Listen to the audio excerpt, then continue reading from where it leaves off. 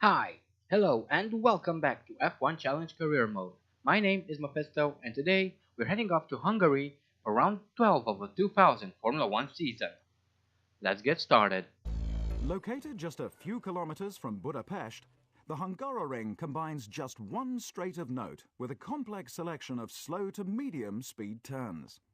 Opinions on this circuit are very much divided, but whether you love or hate the venue, it appears to have a long-term future in the F1 calendar, being the only race hosted by a country from the former Eastern Bloc. So, here we are in Hungary, ready to start off our qualifying. Hopefully we'll have a decent quali, despite this being one of those tracks I never seem to get right. And just as I start my first flying lap, I already make a mistake. So this is starting out well. Then, around halfway through the lap, I make another mistake. At this rate, I could just as easily skip to the race. But I decide to still finish the lap, and so I cross the line with a time of 1 minute 33.461 seconds. And I guess I don't have to tell you that that is only good enough for 20 seconds. But now, coming around for a second qualifying lap, again I go off the track, I just can't brake in time. Or rather, there's something wrong with me, because I can't seem to manage to pull a decent lap around here. And that isn't just now, this happens every time, but I finally cross the line with a time of 1 minute 28.772 seconds, and although that is an improvement, we still get to start from the very back of the pack. See you on the grid. Hello there. Welcome to Hungary. The weather, as so often is the case here, is just wonderful.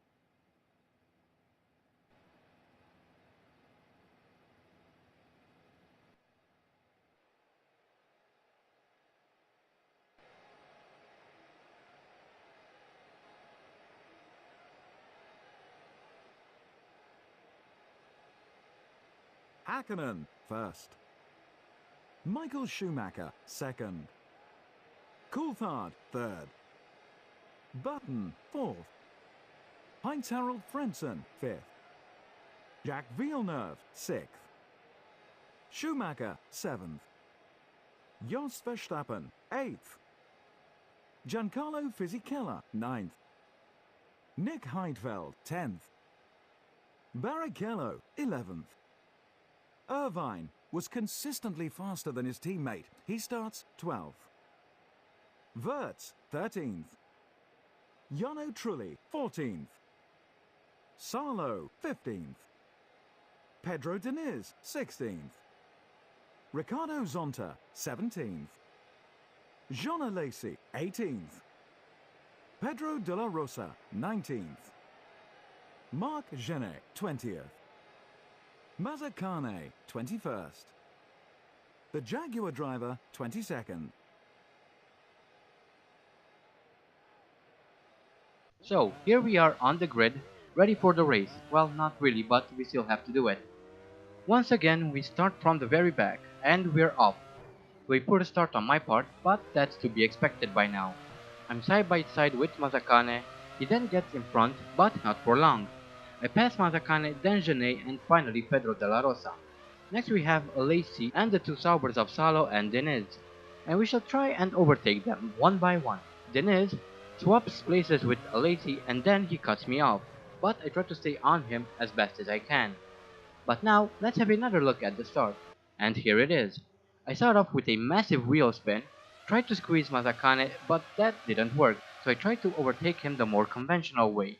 But yeah, that was the start, everyone got away and there were no incidents, so that's nice. We now arrive to the slow chicane which I totally messed up, and that allows De La Rosa to get back in front, so let's try to stick with him. Hopefully we'll be able to get back at him. However, he is pulling away quite rapidly. Again, this is one of my least favorite tracks. I rarely practice on it, and it shows. And I don't practice on this track because I don't really enjoy the track. Manico, which is another one of those tracks I rarely visit, is at least fun to drive on, as opposed to this one. But that is just my opinion. Maybe there's someone out there who actually enjoys this one. Anyway, we are now coming around to finish our first lap. There are 18 more to go, so let's hope everything goes smoothly. I doubt it will, but we shall see. We are just starting lap 2. De La Rosa managed to pull a massive gap on us. He is around 4 seconds ahead, and I go off the track. Of course I do, allowing Mazzacane and Genet to pass me. This really isn't going well for us. I didn't have big expectations for this track, but I don't want to finish behind the Minardis, and Jean Lacey is having suspension problems. That's nice, we get a free spot, and there he is, off to the side of the track. And now for a replay. Here is Lacey with the two Saubers in front and the arrows of De La Rosa behind. He comes with a fast right-hander, but finds his car difficult to control, so he pulls to the side of the road. So, with Lacey out of the race, we get to move up into 21st. Nothing spectacular there. So let's concentrate on overtaking the Minardis. That is our priority for the moment. Now, coming around to finish lap 3, we get very close to Mazzacane, have a look on the inside and go for the pass. Next is Janet, and I kind of dive bombed him, but we're through. However, as we exit the corner, Genet is able to get on the power before us, and so he regains his position. We are now on lap 4, coming through this slow chicane. I completely mess up the exit, lose control of the car, and interestingly enough, Mazzacane did not take advantage of that. But now, as we are coming around to finish lap 4, I go very wide through the corner, and this time Mazzacane makes sure to take full advantage of that, and gets in front. This is lap 5, as we are chasing down Mazzacane through the slow chicane. I brake very late and go off the track.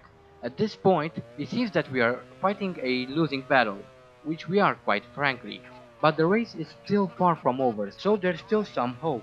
Now, on lap 6, as we enter turn 2, I go wide again, narrowly avoiding the tire wall, and this loses us even more time.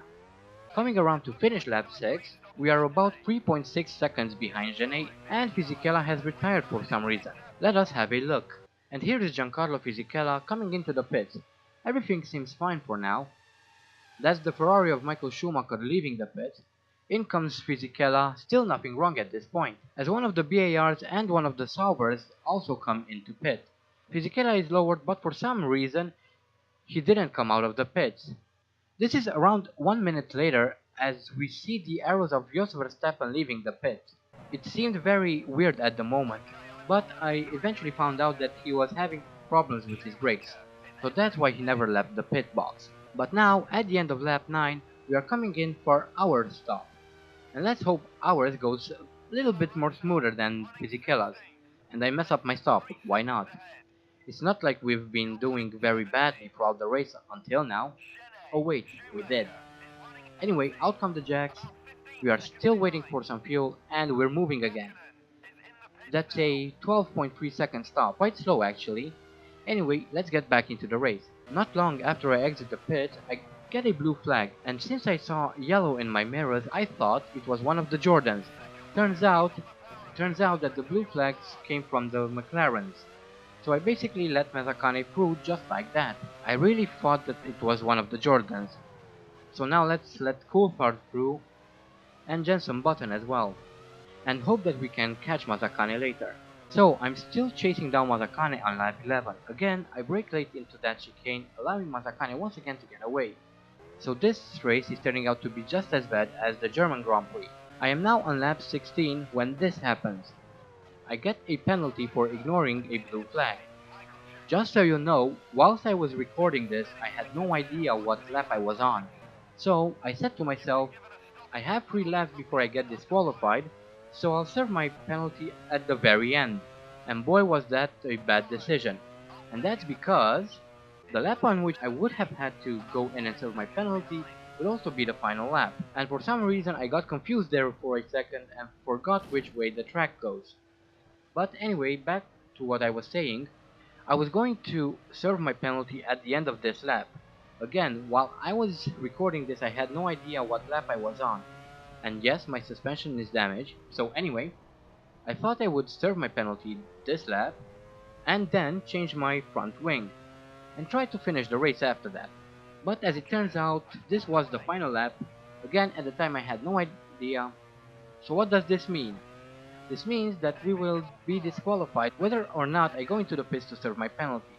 That is because our pit box is just after the finish line and the game doesn't really consider it as being a separate part from the track. So ultimately it wouldn't really matter. It's frustrating, yes, but there's nothing I can do about it anymore. Next time I'll try to be more careful and let the faster cars lap me. In many ways, this race is actually worse than the German Grand Prix. We at least managed to finish that race for one. Second, we were actually competitive at the beginning of the race as opposed to this race, where I was struggling to even keep the car on the track. And lastly, which is a hit to my ego more than anything else, I got disqualified, which I'm not too proud of, by the way. But it's time to move on, and from one of my least favorite tracks, we are heading to one of my most favorite tracks, that is Spa-Francorchamps in Belgium. I absolutely love that track. Now that doesn't necessarily mean that we can win there, but we can at least try. At the very least, we can do a lot better than today. With that said, the season is quickly coming to a close, so I think it is time to start voting for the next season's team. But I'll talk a little bit more about that after we take a look at the standings.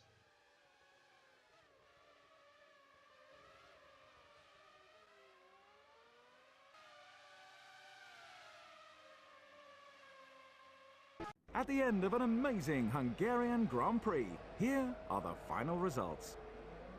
Hakkinen first. David Coulthard second. Button third. Jacques Villeneuve fourth. Frentzen fifth. Ralf Schumacher sixth. And last but not least, classified 22nd, the Jaguar driver. And here are the driver standings. Hakkinen wins the Hungarian Grand Prix, which earns him 10 more points, bringing his total up to 90. Michael Schumacher is still in second with 47 points.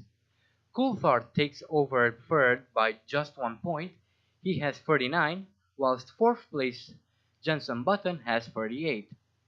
In fifth, we now have Jacques Villeneuve with 14 points. Sixth is Barrichello with 13 points. In seventh, we have Fisichella, Verstappen, myself, and Ralf Schumacher, all with 9 points. Eighth is held by Nick Heidfeld with 8 points. In ninth, we have Irvine with 7 points.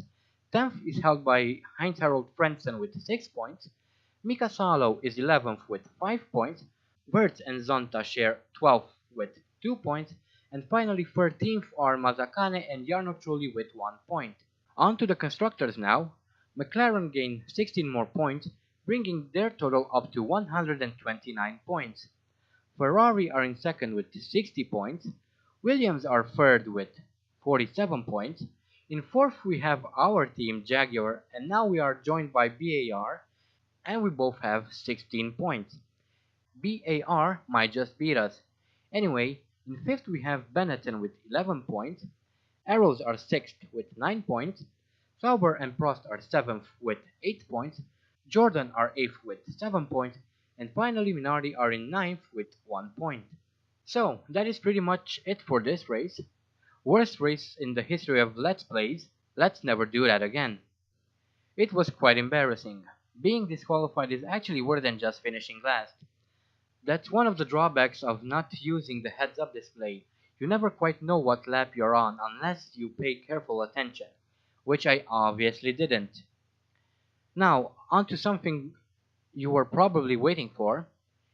You can now start to vote for the team you would like to see me drive for in the next season. Why am I doing this so early, you might ask? That is because at the rate at which I am uploading these videos at the moment, I will be pretty much done with the season in about 2 weeks. So I want to give you guys enough time to think about the team you would want to place me in. The rules are the same as last time. You can vote for any team. In case there will be a draw, I will pick the team that was the least successful. If you so desire, you can even choose to keep me in the current team. As per usual, I will leave a list of the teams that participated in the season in the description box below this video.